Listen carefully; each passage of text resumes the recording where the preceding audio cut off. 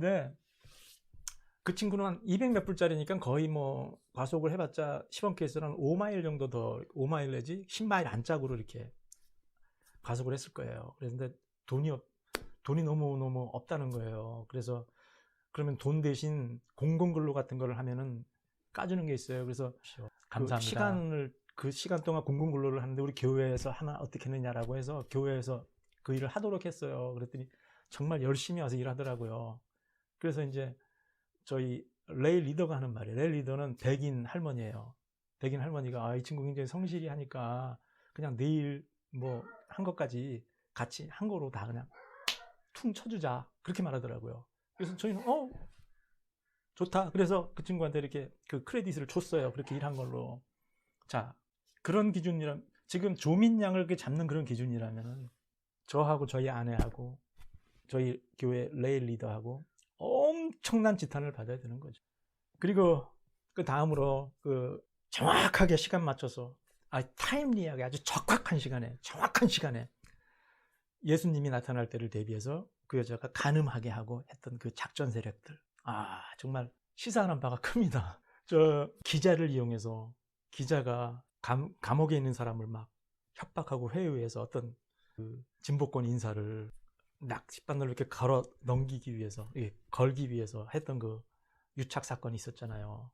지금도 보면 막 정말 너무 안타까운 게 일제시대 때 있었던 일제의 잔재들이 청산되지 않은 그런 인적인 인프라들이 이 사회에 너무 많이 박혀 있어서 아무리 노력을 하고 정말 싸워도 끝이 없는 것 같아요. 그렇지만 어떡합니까? 그래도 생각이 있는 사람들, 뜻이 있는 사람들은 어떤 사안을 볼 때 반드시 그런 기준을 갖고 봐야 되겠죠. 우리가 한순간은 좌절할 수도 있고 실망할 수도 있어요. 그러나 뚜벅이의 걸음을 멈춰서는 안 될 것 같다는 생각이 드는 거예요.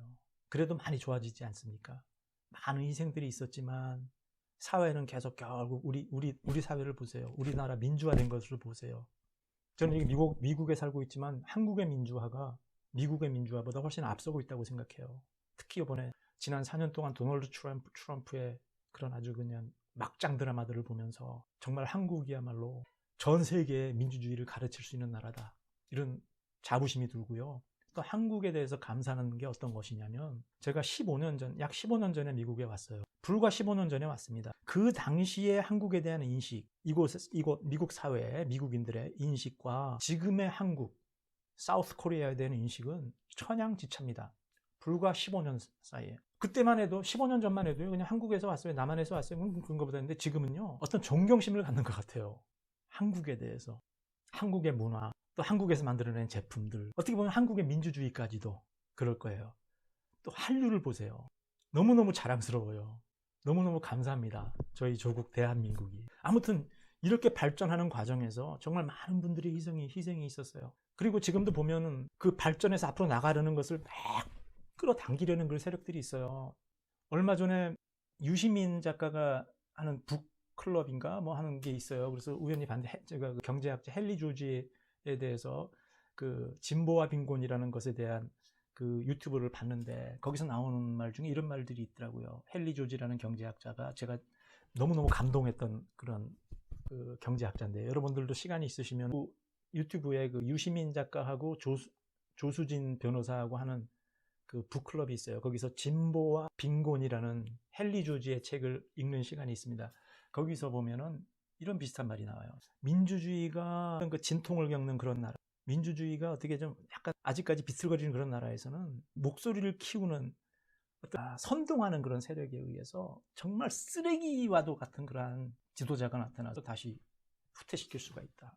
저는 그것을 보면서 이명박 대통령을 사람들이 뽑았잖아요. 뭐 경제가 망가졌다면서 경제를 살린다면서 이명박이 얼마나 그랬어요. 그러니까 그 이명박이 그 당시에 그렇게 막 거짓말을 하고 사기꾼이라는 걸 사람들이 다 알고 있음에도 불구하고 자신의 이익을 위해서 뽑았잖아요.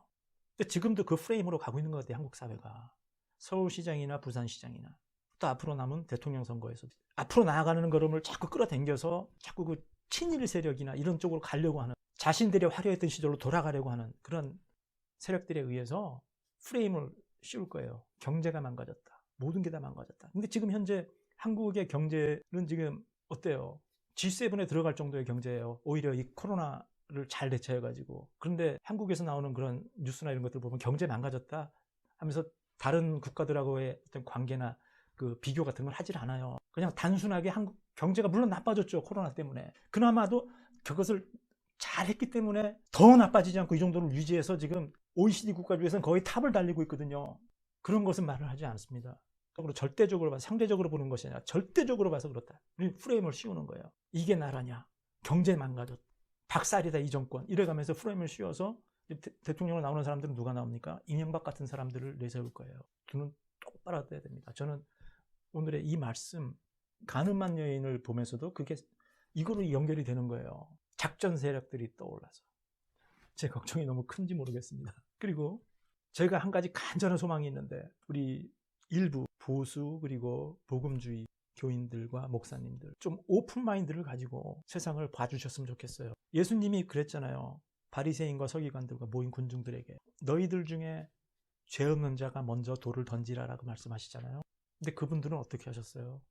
부끄러움을 하셨어요. 돌을 놓고 슬그머니 자리를 다 떠나갔어요. 근데 만약에 제가 이 잔혹동화처럼 이 상황을 비틀어서 현 시점에다 놓고선 예수님이 나타났을 때 여러 그런 일부 목사들과 이런 사람들이 사회 어떤 결탁 세력들이 학심이라서 음행한 여자를 데리고 왔다.